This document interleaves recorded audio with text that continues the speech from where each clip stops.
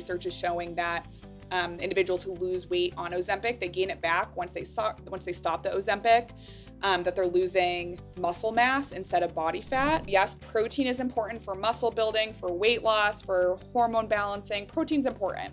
However, we don't all need to be eating like 150 grams of protein a day. Like, we really don't. A lot of individuals think that they need to be perfect, or if they slip up by eating a piece of pizza or something, they just say, screw it, the day's over or the day's done.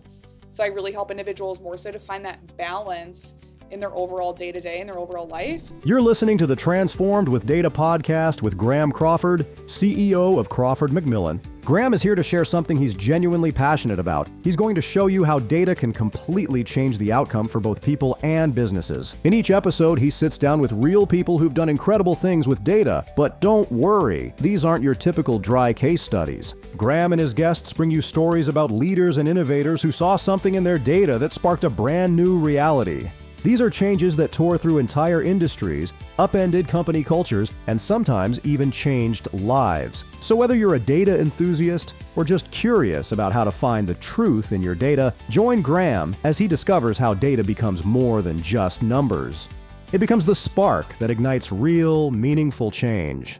Let's get started. Thanks for listening. Most people don't fail at nutrition because they lack data. They fail because they turn that data into a weapon and use it against themselves.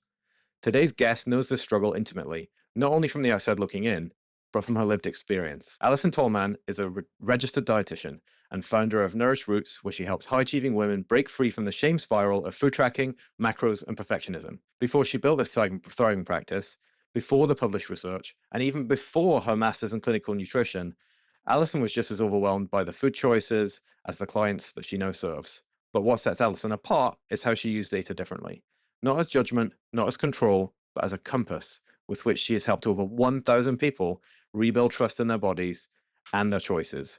In this episode, we're going to unpack the psychology of nutrition metrics, the emotional story behind broken metabolisms, and the mindset shifts that turn lasting health from a fantasy into a system. Let's get into it. Here's Allison Tallman. Allison, welcome, and thanks so much for coming on today. Thank you so much for having me. I'm excited to be here. Can you take me back to the struggles we talked about? Like, you have all these qualifications, all these people that you've helped, but can you take me back to the time that we mentioned there, where you were struggling yourself with these things that you help people with? Can you tell me a bit more about that struggle you were going through? Yeah, definitely. So I help individuals really, with a variety of pain points. I think right now, especially with the growth of Ozempic and weight loss drugs, weight loss and metabolism is something that is talked about a lot. And I help individuals, both men and women, really break free from that diet cycle and lose weight, but more so in a sustainable way. So I find that individuals, they have this dieting history, and I really teach individuals to break free from that diet mentality to boost their metabolism, honestly, to fix it and lose weight, but more importantly, just feel confident in their body again and do so without dieting, like I said. You mentioned medication as well, and Ozempic in particular, which has certainly been in the headlines in the past couple of years, or come to the forefront of public knowledge. I've seen this in other aspects of health, particularly in this country as well, where almost, physicians would rather prescribe blood pressure medication to keep your blood pressure down than they would say lose some weight, do exercise, and eat better. Any thoughts about Ozempic? Like, is there a better way? Yeah, I mean, obviously, as a dietitian, I would say really losing weight in a sustainable way is the way that is recommended, especially in my 9+ years of experience. Now, does that mean I'm against Ozempic? No. For me, the things that I'm nervous and cautious about with Ozempic at this time, since it is quite newer in terms of its use for weight loss, is right now research is showing that individuals who lose weight on Ozempic, they gain it back once they stop the Ozempic, that they're losing muscle mass instead of body fat, and they have to keep up with it. So that is kind of my issue with it. I have worked with individuals who've been on it before, which I absolutely love doing because I help them to lose weight in a sustainable way where they can keep it off. One of the other issues with it that I'm seeing is, like you said, people are just quick to prescribe it. Consumers are really quick to go on it without actually trying a sustainable method. Really, the only methods they have tried are maybe things like Weight Watchers and other fad diets that are out there. One example of this, of the psychology of this that springs to mind, I've interacted with the content of Alex Hormozy a lot, who's a very bro-ish entrepreneur, and he often talks about the value equation of why people buy from a business, and he made his name selling transformation programs in gyms, right? And he would always Yeah. say, his things would be maybe $500-$600, whatever they might be for a 6-week program.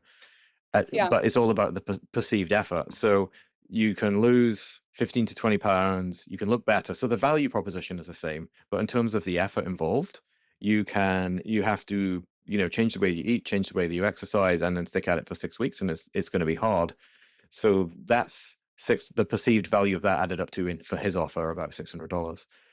Where if you compare that to liposuction, um, it's got all of the same value proposition outcomes, except you go to sleep for 2 hours and wake up and it's done.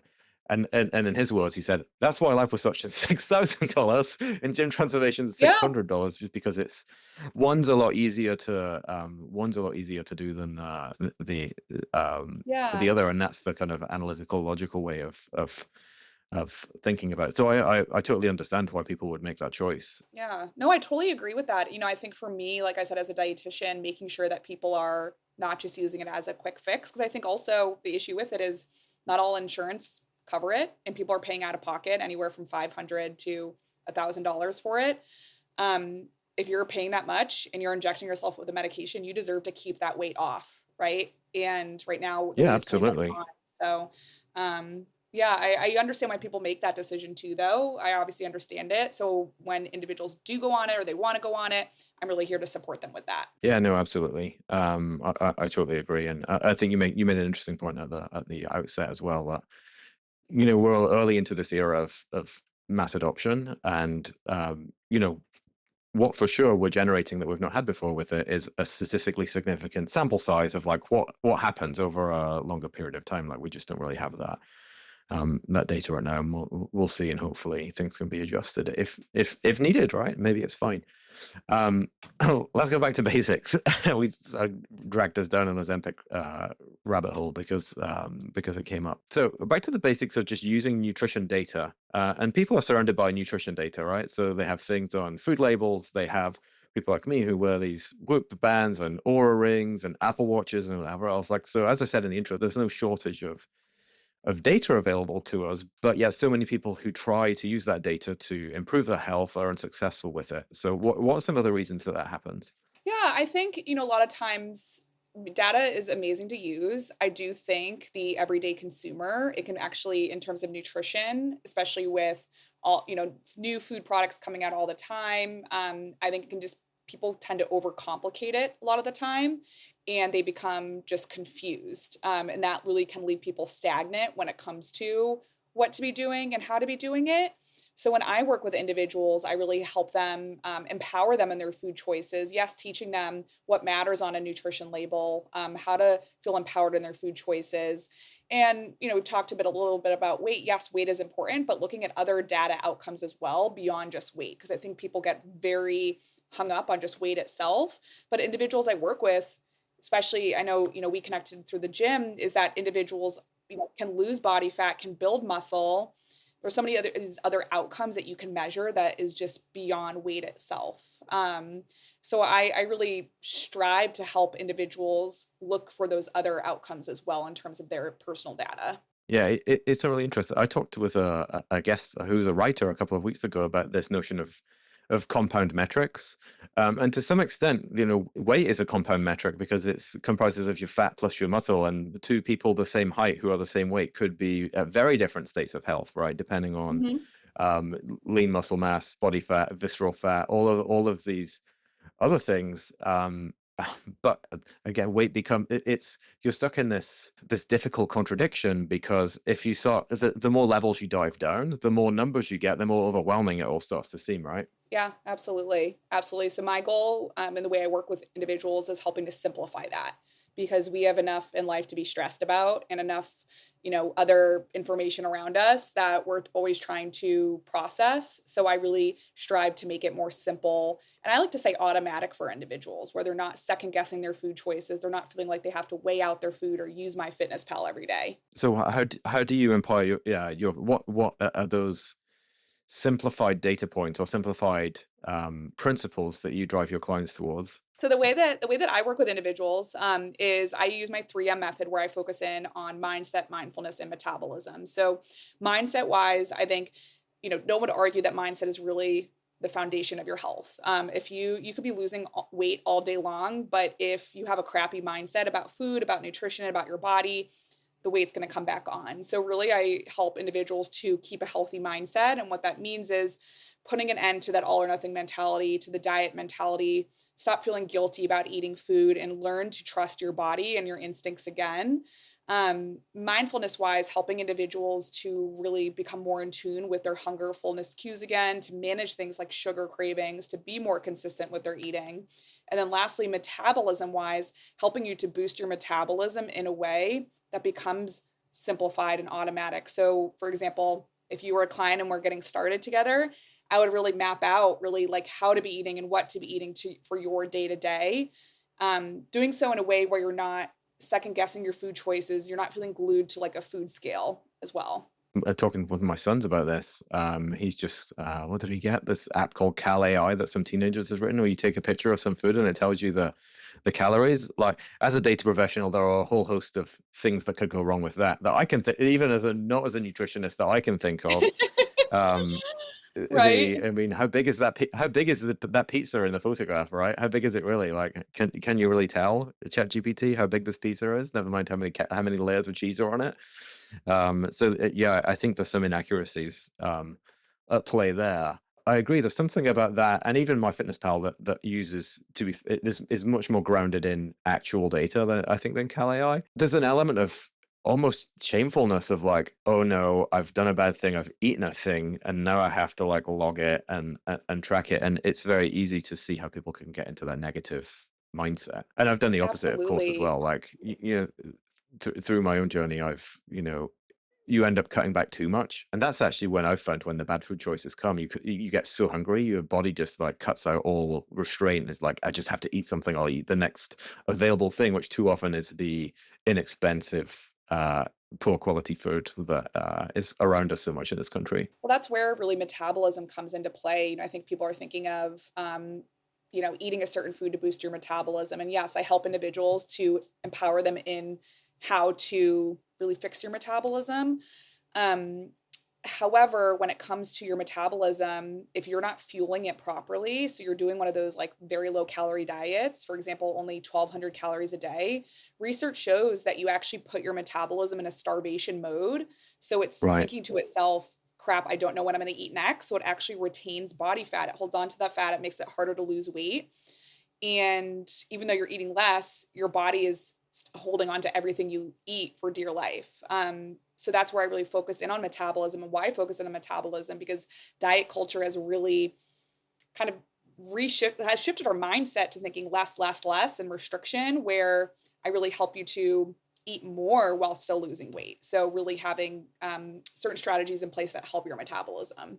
Yeah, that sounds really appealing. I think eat more and lose weight. Like, that sounds like a value proposition that everyone could get excited about. Yeah. And I guess, like, to that extent, then when you see things like this concept of having a summer bod, how do you feel about that? Presumably, that's kind of counter to the mindset that you're trying to teach, right? Yeah, yeah. No, that definitely is. I mean, here's the thing. I am totally understanding of individuals wanting to feel confident in their body, wanting to feel good on their skin. This summer is a hard time because we're in bathing suits more often. We're in smaller clothing, shorts, females, or maybe in dresses, whatever it is. So I understand that. However, that only puts a, I like to say, like an outcome measure on weight and your physical image, which I understand wanting to see. But for me, eating and health and nourishment and fueling goes so much further than just body image. It goes into, how's your energy levels? Are you feeling bloated? Are you sleeping okay? For parents, like, are you showing your kids a healthy relationship with food? Like, your Mm, health goes so much further than that. This morning I was talking with a client who she's in her 50s. She wants to be able to be around for her grandkids and be able to, she was saying she wants to be able to bring them to Disney World when she's in her 70s. Like she wants to be able to have these things. And that's what we really need to focus on. Yes, we can lose weight as a side effect, but we really want to think of how to optimize our overall health ultimately. So I think like summer bod, it just puts everything in a negative, restrictive mindset.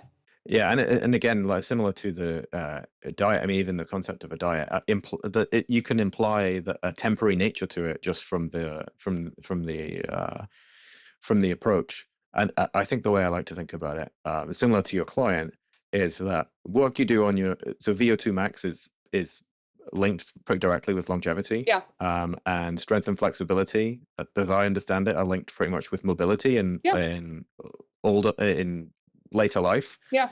So actually, those are much more powerful goals, almost like as your client suggested about Disneyland. As I get older, one, I want to be around longer, and two, when I'm around, this concept of health span as opposed to lifespan, right? There's no point being, there's no, sorry, that was a little strongly put, but like No, I get it's less enjoyable to be alive for an extended period of time if you can't get around, no, it's um, quality of life, being able to move and around. you're in pain, yeah. Yeah.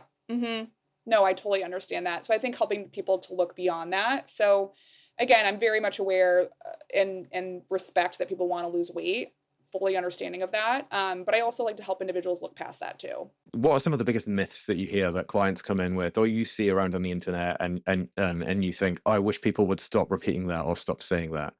Oh my God. How much time do we have? There's so many. I think a huge one right now, that's just everywhere. And don't get me wrong, I talk about it. Protein is the topic I'm going to say. I talk about protein too. Yes, protein is important for muscle building, for weight loss, for hormone balancing. Protein's important.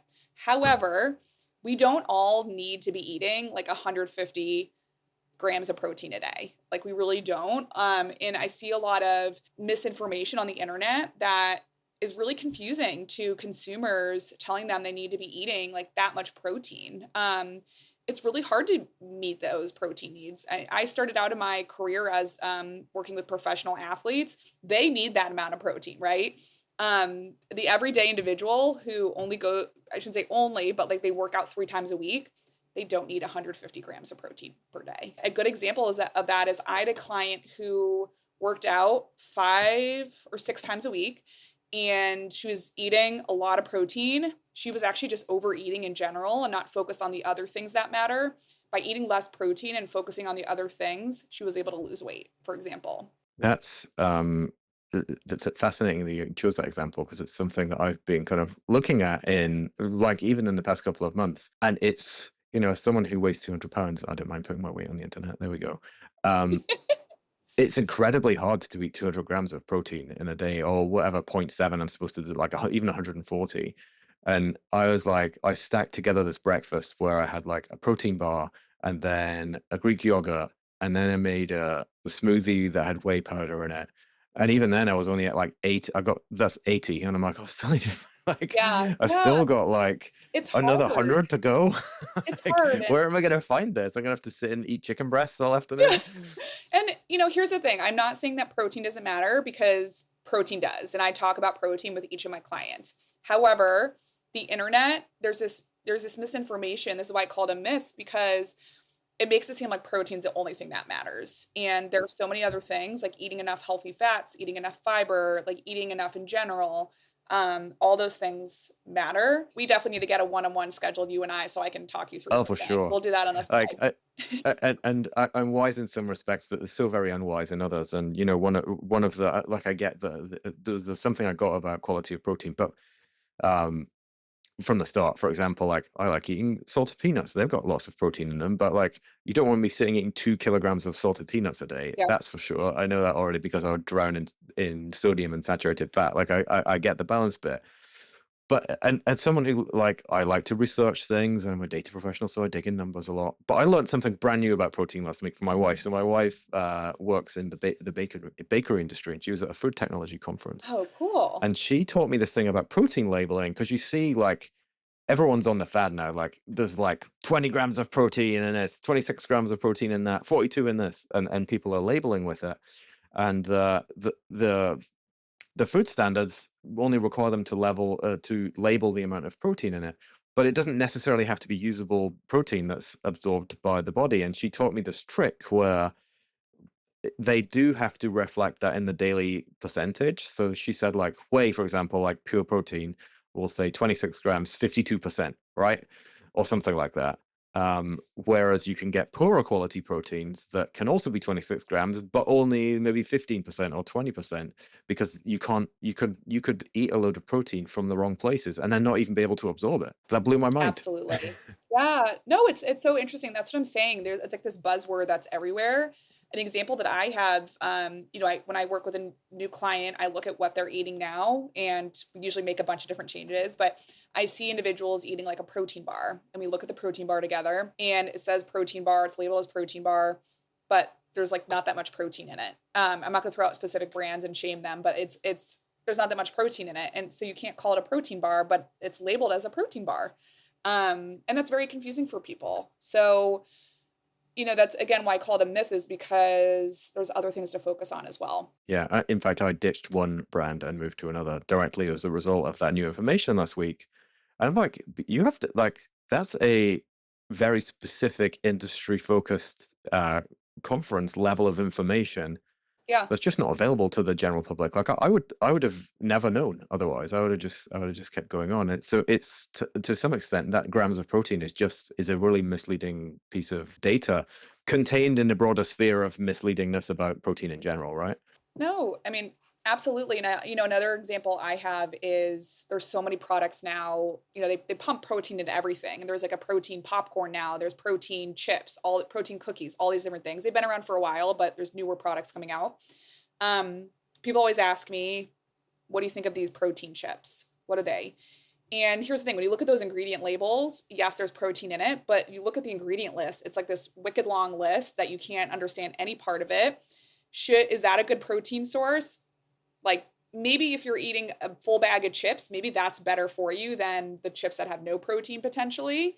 But like, is that gonna be better than you just eating a regular meal that has chicken or salmon or whatever you're eating? No. So you also really want to think of, like you brought up, like the quality of the protein too. Yeah, there's all sorts of interesting things to do with the data. I want to come back to something you mentioned about reconnecting people with the signals that their body gives them, right? And I think there's no simple 50-50 decision raiser for how to be healthy, I'm sure. But like a good one that I heard this week was rather than doing things that feel good, you should focus on doing things that make it feel good to be you. This sounds similar, but they're two very different things. Yeah. Like eating a big pizza feels good, but it doesn't make it feel good to be you, right? Yeah. In either the medium term, or the long term.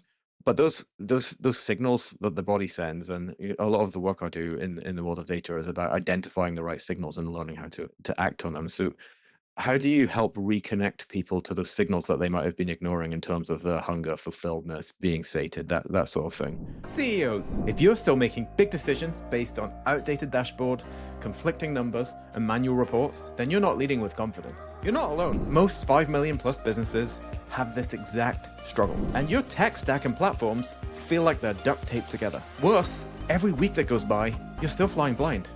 And if AI is part of your roadmap, well, you can forget about it, because clean, connected data is step one. So you're still in the starting blocks while others are running ahead of you. That's why we created the free 5-minute data maturity assessment. It's fast, it's free, and it shows you where your business stands and what's holding you back. You'll walk away with a clear score, a snapshot of your current systems, and insight into what it'll take to build a data infrastructure to support your ambition. It's the same approach I've used inside global firms like Capital One, IBM, and Accenture.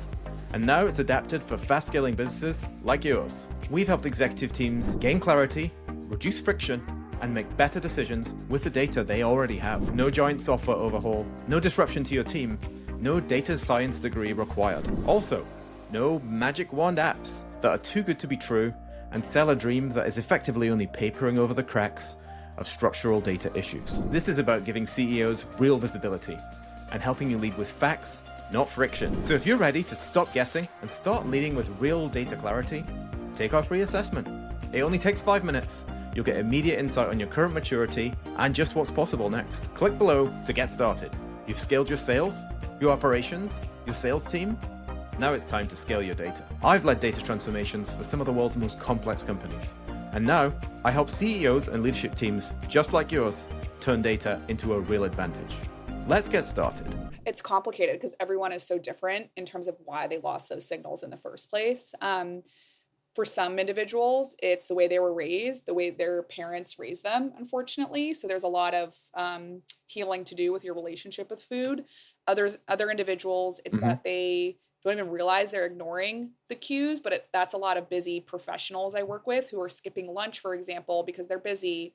And again, it all goes back to your metabolism. Your metabolism is like, oh, I know I'm not going to eat lunch. So like, let's turn those energy levels, that hunger down, for example. So there's so much that goes into it, reflecting on why it's not happening first, identifying why, and then we definitely create steps to become more reconnected with it. And I think a lot of people, they think of it as being, I don't know, like foo-foo, or like, oh, that's not really going to help me. Just tell me what to eat. Tell me the calories I should be eating. This is such a game changer when it comes to any goal of yours, whether it's weight loss, whether it's improving cholesterol, whether it's energy levels, like longevity, whatever it may be. Eating, like being more in tune, changes everything. And that is really why mindfulness is such a key part of my approach. And I do have a free resource that I want to share with everyone at the end that really helps them to hone in Of on course. that mindfulness component, which I'll share later. But it's such a key part. So I really recommend to everyone, like, do not skip out on focusing in on that mindfulness. It's something I've noticed when I start to get the balance right, that feeling of being hungry again, which, and again, I don't know if I've had it and I've just been ignoring it, or if I've been creating circumstances such that it doesn't need to appear. Like it's incredibly tricky, but actually that's the out of all the daily allowance and the numbers. And before we press the record button, you and I spoke about how every kid is different and every Yeah. experience as a parent is different. Well, every body is different, and healthy for everybody is different as well. Idealistically, wouldn't it be nice if you could prescribe eat this, do this exercise, think this way, and everything will be fine? Like that would, like, if you could write that book that works for everybody, then Yeah. I'm sure you'd be retired by now. But it's unique, and connecting people with that purpose, I think, is that why is so important, right? Absolutely. And I mean, going along with that, when you were chatting it or talking a little earlier, it reminded me back of when we were talking about our kids, how children, they are naturally intuitive eaters, like babies, toddlers, they eat when they're hungry, they stop when they're full automatically. And it's an interesting thing to think about, of where we lose that as adults. Like, where do we lose that along the way, where we are unable to stop ourselves? And it's very fascinating, watching my daughter as a 2-year-old just be able to listen to those cues. And yeah, it's very fascinating. Yeah, you hinted at this before with talking. You were talking about busy professionals, and I had an executive coach on the show a couple of weeks back, and he was talking about how actually really smart people can make bad business decisions, and one of the drivers behind that is this need to collect so much data so that you can be 100% sure you're making the right decision, when actually the fallacy of being 100, there's a first fallacy of being 100% sure, and the second is that sometimes you just need to act on instinct and do better, and take action and learn from it. Does that translate across to the world of nutrition and well-being? Absolutely. Absolutely. I work with, I would say, very intelligent individuals, busy professionals, busy parents.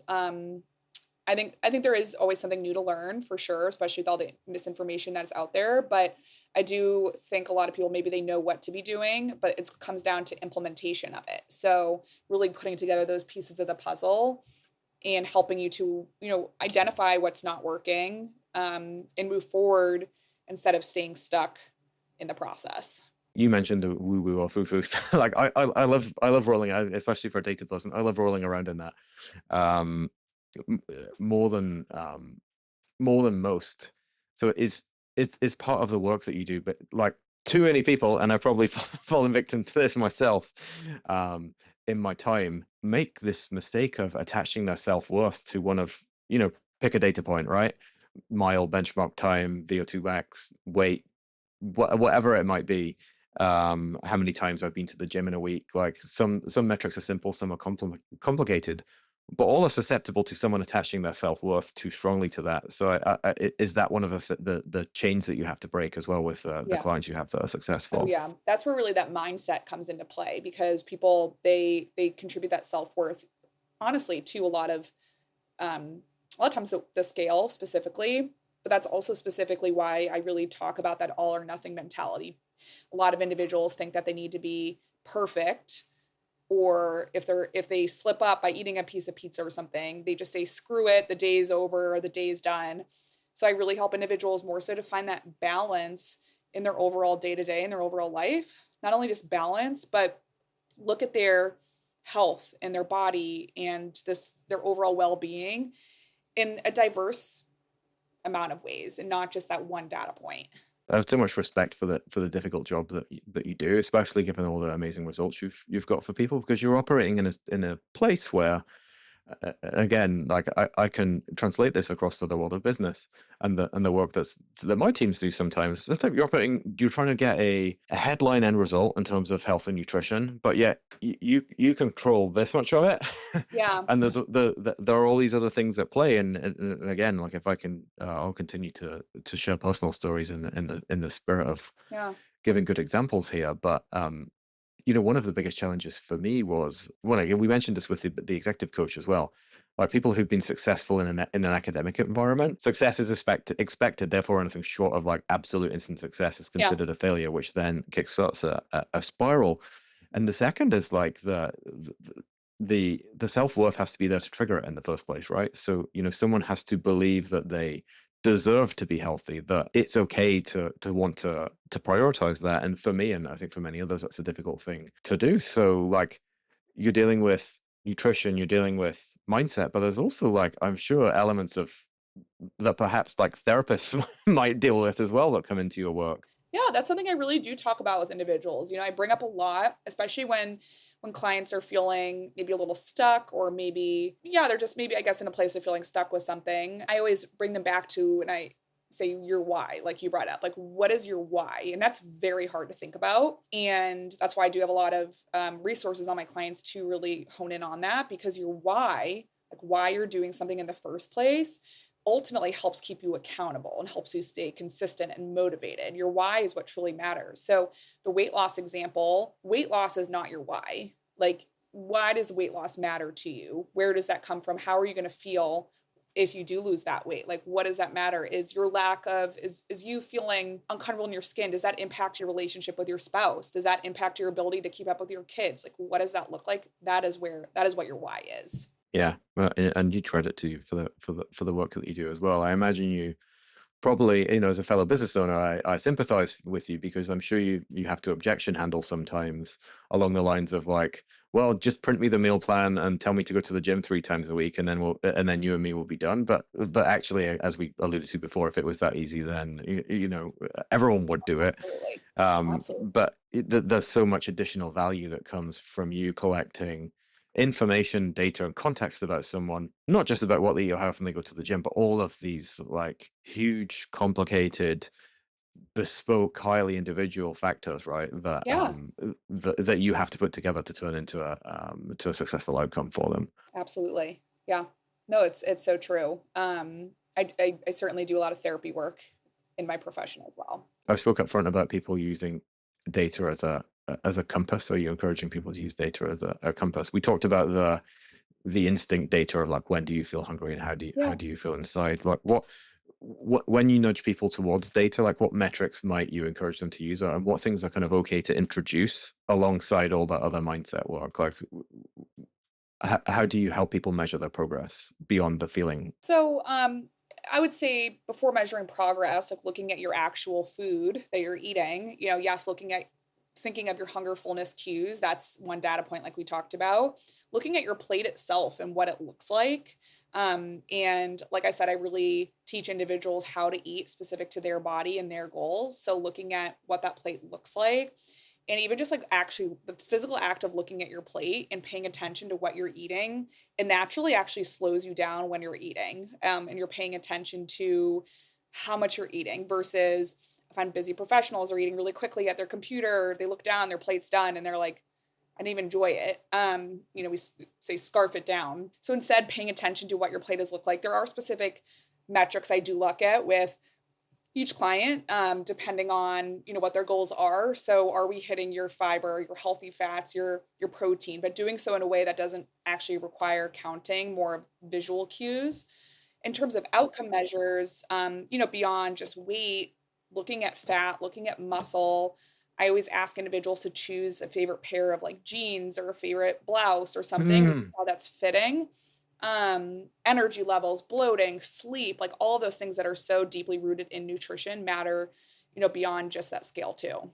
Yeah, no, no, that's magic. And as you say, it depends. And different people have different whys, and different measures might be the right things for I mean, people might have different goals, but also people, you'll be looking for specific measures that tie into the intrinsic motivations, I guess, once you uncover them, which in a way is exactly the same as businesses do, right? So Yeah. maybe revenue is the right thing to measure for one business, and profitability is the right thing for another, and Yeah. sales call attendance for the next one. Like, it all depends, right? It depends. There's no tried and true way to do it. What metrics or data do you collect about yourself? I think we could potentially be dealing with two polar opposites on the call here of like, I have this, I have my Pixel watch, I like maniacally track my Orange Theory stats and Hmm. my benchmarks. I've got my sleep score, VO2 max. Like, I'm drowning myself in this stuff to the point I don't know what to do with it.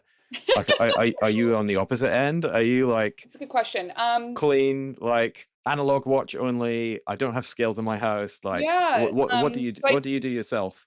I do not have a scale. I honestly have not weighed myself in years. So that's one thing to put out there. In terms of, I do have a Garmin watch that I do my physical activity. I do strength training at least 4 times a week typically. So that's my big data point. In terms of the specifics for like food and eating and nutrition, honestly, I don't like record. I don't use MyFitnessPal. I think for me, and again, I really preach the way that I practice, the way that I preach to my clients is usually using more visual cues, being more in tune with my food itself to become it easy and automatic instead of having to hop on MyFitnessPal. So I really do practice what I preach. I focus on what I know my body needs. Obviously, that's easier for me as a dietitian, but focusing on things like protein, enough fiber, and whatnot, those are really my metrics, is looking at what is on my plate. Am I hitting the key components that I need? Love it. Love it. And I thought you'd say that. And maybe you can send me an email about how many of these devices you think I should get rid of. It's interesting. Again, I spoke about this with a previous guest, but Yeah. sleep score is the nastiest one, because I've had mornings where I've woken up with like, oh, my body battery is showing as 93%, but I feel like crap. And I've also had mornings where I've woken up of like, the opposite of that. Oh, I feel great. And then I look at my sleep score and it says 52%. And I'm like, oh, actually, now I don't feel so good because and it just turns out negative either way. Yeah. And you kind of beat yourself down with it. Hmm. From a business perspective, I'm always intrigued to ask fellow business owners about this. Like, who's your ideal client? Like, who would be the, if you were to design the ideal client to come onto a prospecting call with you, or an introduction call with you? Like, who would that ideal client be for you? Yeah, that's a good question. My ideal client is someone who is passionate about their health. Maybe they've tried certain diets before. Most clients I work with, they work out and they feel like nothing is going to work for them. In terms of, they're putting in the work at the gym. They're not seeing weight loss, reduction in body fat, increased muscle. They're really just not sure. I work with individuals, like I said, who are passionate. They're ready to learn about eating and nutrition. They're not just wanting the simple fix, they're wanting sustainable weight loss.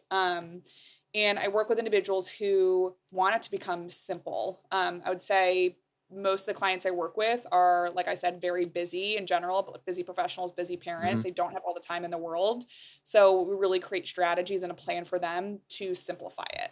And is accountability one of it? Is like, accountability something that comes up regardless of the type of conversation I'm having? If you're the leader of a large team in a company, like, you there's nowhere else to look for accountability for the culture of that team, right? Like, Yeah, it's yeah. you're the leader of the team, and you set that accountability. And we spoke a bit about metabolism, and there are plenty of things that people cling on to as reasons why they're unhappy with their health or how they look and whatever else. Metabolism is just one example. Genetics could be another. Is that one of the elements that you look at when you say passionate? Is that what you mean? You're looking for someone who's ready to be accountable for their own outcomes? Absolutely, absolutely.